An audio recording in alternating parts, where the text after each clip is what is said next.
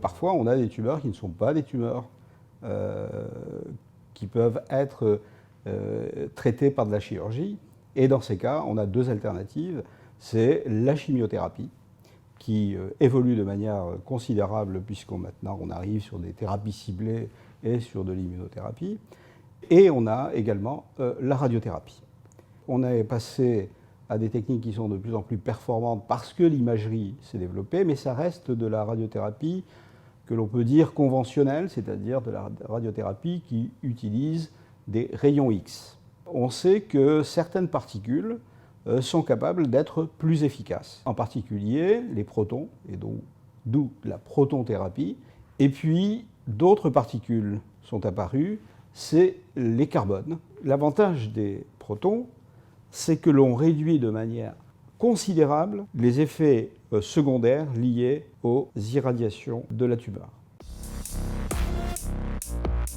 Ça a été initialisé en 2012, décembre 2012, pour avoir un centre qui fasse à la fois une partie traitement en protonthérapie et un volet recherche sur tout ce qui est hadronthérapie, dont la carbone-thérapie bien sûr.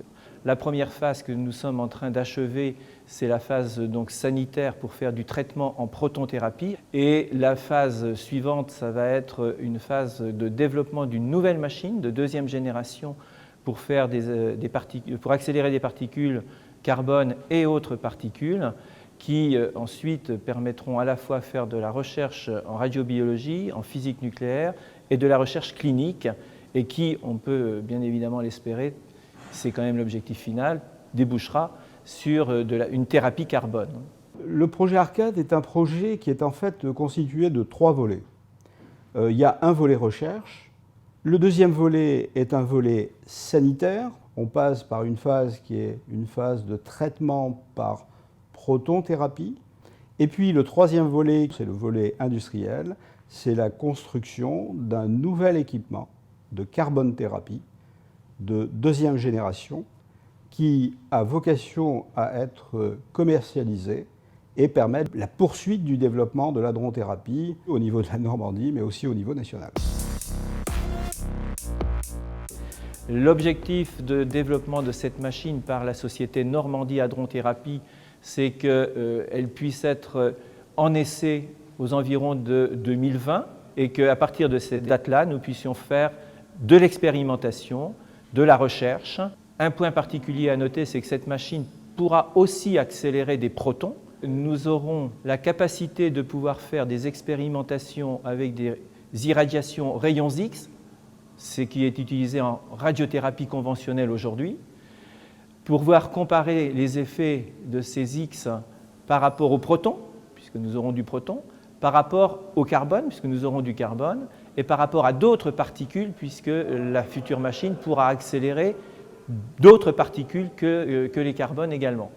Et ça sera donc un centre unique en Europe de pouvoir avoir dans un même établissement la capacité de faire toutes ces irradiations et procéder à des programmes de recherche comparatifs avec ces différents types de particules.